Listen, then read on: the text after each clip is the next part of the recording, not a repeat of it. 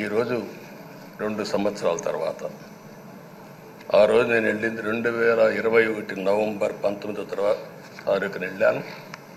నిన్న మీ అందరి ఆశీస్సులతో ప్రజలందరి యొక్క ఆమోదంతో ఈ సభలోకి ఎంటర్ అయ్యాం. నాకు జరిగిన అవమానం కానీ ఆడబిడ్డలకు జరిగిన అవమానం కానీ భవిష్యత్తులో ఎవరికి జరగకుండా కాపాడే బాధ్యత ఈ అసెంబ్లీ తీసుకోవాలని అందరినీ కోరుకుంటున్నాను.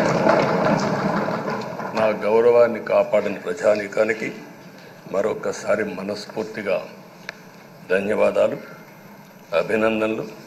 నా జీవితాంతం రుణపడి ఉంటా.